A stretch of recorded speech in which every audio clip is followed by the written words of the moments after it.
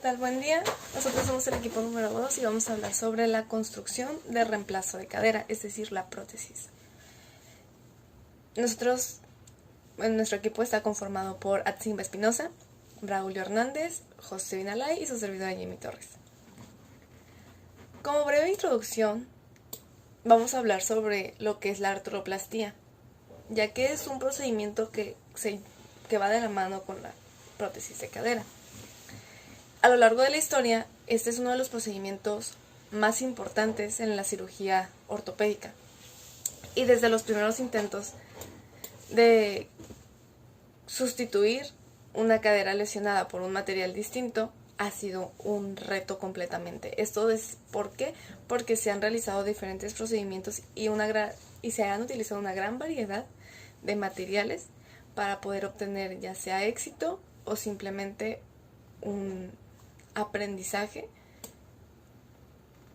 para poder evolucionar sobre esta pieza. Vamos a hablar ahora sobre los antecedentes. Vamos a hablar un poquito de la historia de la prótesis de cadera.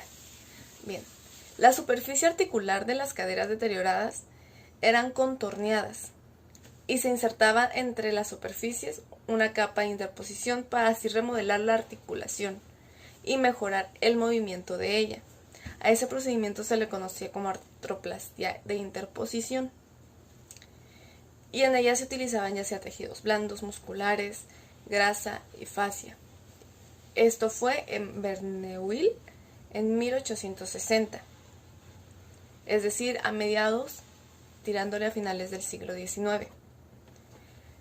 Pero el uso de materiales biológicos e inorgánicos se comenzó a popularizar a principios de lo que es el siglo XX. Empezando por Murphy en 1902, el cual utilizó colgajos musculares, fascia rodeada de grasa y fascia sola como material de interposición. Aquí se practicaba un poquito más el ya mencionado procedimiento. En 1912 se empezó a utilizar material inorgánico como láminas de oro, y esto fue por Robert Jones. En 1913 Loewy comenzó a utilizar piel, y en 1918 Baer utilizaba incluso submucosa de la vejiga de los cerdos. La siguiente. Okay. Posterior a esto, Putty en 1921, al igual más bien que Campbell en 1926 y McAusland, ellos utilizaban injertos de fascia como material de interposición también. Los resultados de estos primeros intentos de remoldeo articular no eran muy fiables, ya que causaban dolor y rigidez articular, principalmente en inicios de los procedimientos, ¿no? Y el primer avance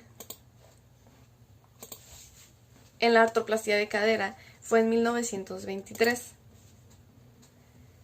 que fue cuando Smith Peterson introdujo el concepto de artroplastia de molde como una alternativa de membrana de interposición. Era un concepto evolucionado de la artroplastía. Este procedimiento lo que quería hacer era restaurar las superficies articulares dañadas mediante la exposición del hueso esponjoso femoral, o sea, lo exponían y colocaban una cúpula sobre la misma. Y así de principio se eligió el cristal, sin embargo, se rompía. Entonces trataron de sustituir por otros materiales. Entonces parecían algo esperanzadores el concepto. Sin embargo, el material no era el óptimo. comenzaron a utilizar elásticos como la celulosa, pero no fue algo muy exitoso, ya que no era duradero. Entonces en 1933 empezaron a usar Pirex y en 1937 comenzaron a utilizar baquelita. Pero no fueron fiables, no fueron exitosos y se tuvieron que desechar, ya que también eran muy frágiles. Pero fue hasta 1938 cuando se creó el Vitalium que se puso este tipo de implantes, ya que tenían una duración suficiente. Esto fue desarrollado repito, por Smith Peterson. Y los hermanos Judith en los años 50 desarrollaron un implante de cabeza femoral con un vástago algo corto, es decir, como un clavo, el cual lo introducían en el cuello femoral, y la prótesis original pues se realizó de acrílico. Pero se utilizaron posteriormente materiales como el nylon, Vitalium y acero inoxidable. En 1952 publicaron el resultado de 300 de estos casos. Fue un hecho muy importante en la historia de lo que es la prótesis de cadera, pero tuvo una reacción similar a una destrucción ósea por el tipo de material. El adelanto en el desarrollo de la artroplastia de cadera consistió en el diseño de endoprótesis metálicas con vástagos medulares de fijación esquelética, es decir, que los modelos más populares se desarrollaron en 1950 y 1952, pero estos eran parecidos a los vástagos, pero eran mucho más largos. Y en 1952 fue por Moore y en 1950 por Fred Thompson. Estos vástagos, ya que eran largos, permitían que se transmitiera la fuerza de soporte de peso a lo largo de lo que es el eje femoral y generaba así una fuerza de cizallamiento a nivel del cuello, como en la prótesis acrílica, por lo que destruía. Sin embargo, eran un poquito más estables y se basaban en la fijación en el canal medular. La prótesis de Moore presentaba una fenestración en la parte superior del vástago, para así permitir el crecimiento óseo en su interior, y aumentaba así también su fijación ósea. Como se puede ver aquí en las imágenes, el de Thompson es un poquito más como delgado, pero fijo, más es como grueso a la vez en cuestión de masa, pero delgado a la hora de alargarse. Sin embargo, el de Moore, como se mira en la imagen, es un poquito más amplio y tiene como unas bases, y en la punta es más angosto, lo que permite una mejor fijación. La mayor supervivencia conseguida de estas prótesis de vástago largo favoreció la aparición de otro tipo de complicaciones, ya que así el mayor problema era la erosión del hueso en el lado acetabular, y pues no se desarrollaban nuevos implantes, por lo que se desarrollaron nuevos implantes con recambio de lo que es la prótesis, es decir, que se tenían que cambiar. Pero así empezaron a crecer el tipo de prótesis y tendría que ser cada vez mayor, así que se hacía una artroplastía total de cadera. El primer intento, un dato importante que no se colocó en la presentación, es que el primer intento de sustituir ambas superficies articulares, es decir, la cabeza femoral y el acetábulo, fue de de Wiles en 1938.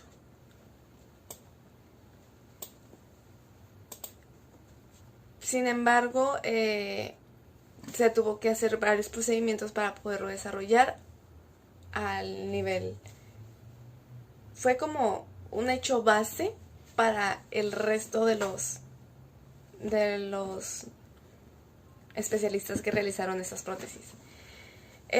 Wiles creó una articulación metal con metal, que era el componente acetabular y otro femoral, con un vástago corto en el cuello femoral. Y se implantaron 8 de estos. Sin embargo, no se tuvo como un proceso, no se tuvo una documentación ni un resultado de cómo fue el proceso, ya que se perdió durante la Segunda Guerra Mundial. Este constaba del acetábulo y también de cómo está el fémur, y se anclaba transversalmente, perpendicularmente al fémur, con la cabeza femoral que encajaba también con el metal del acetábulo. Y Ring es alguien más, es otra persona importante en 1964, que él desarrolló un cotilo sin cementar, atornillado a la pelvis, pero era al igual metal con metal. Combinó una prótesis clásica de Moore, y la holgura entre la cabeza de la prótesis era de 40 milímetros de diámetro, y el cotilo se mejoró en 1967, lo que tuvo mejores resultados. Es decir, él trabajó en un prototipo y lo mejoró, así aumentando el 80% de supervivencia en el periodo de la implantación. Esto quiere decir que muchos no soportaban el proceso de adaptación, haciendo un rechazo a la prótesis. Pero con la segunda versión de Ring, aumentó el 80% de supervivencia. Incluso duró 17 años el implante colocado. Y el periodo del proceso moderno de la artroplastia total de cadera se desarrolló en Inglaterra por los trabajos de John Charnley, alguien importante del que ahorita vamos a hablar. Él fue de los primeros pioneros en el trabajo de lo que es la artroplastía y la creación de prótesis que era de baja fricción. Esta es una alteración quirúrgica de la biomecánica de cadera, donde involucra la lubricación, los materiales, el diseño y la introducción del flujo laminar de los quirófanos, etcétera, etcétera. O sea, él involucraba todo. Y un avance fundamental de él fue el cemento acrílico. Esto llegó a evolucionar muchísimo los procedimientos quirúrgicos, las artroplastías, con el cemento acrílico fraguado al frío, que es el polimetilmetacrilato o PMMA. Esto se utilizaba para la fijación del hueso, para los componentes protésicos, es decir, en una prótesis de cadera se colocaba el cemento para mejor fijación y aumentado el periodo de vida del implante, y fue adoptado incluso desde ese entonces por todos los cirujanos como un método de fijación de los componentes protésicos. Charnley, al comprobar el coeficiente de fricción de una bola de acero en contra de un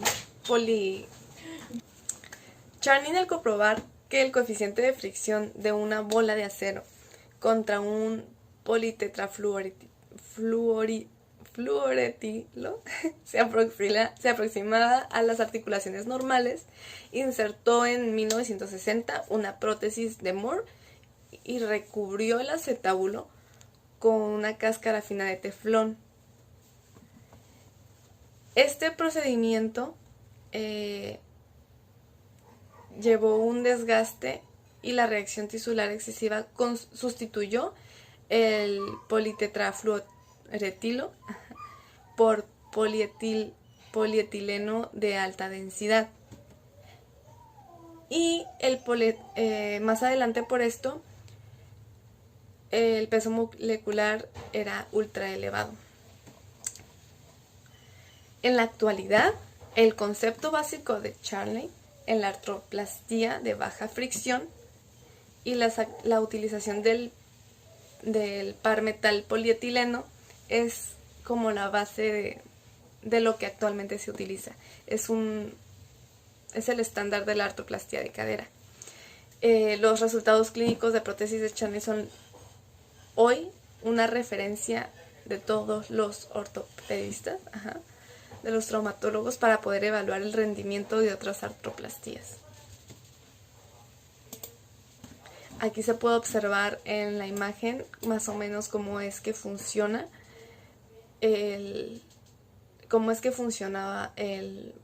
la prótesis que creó Charnley.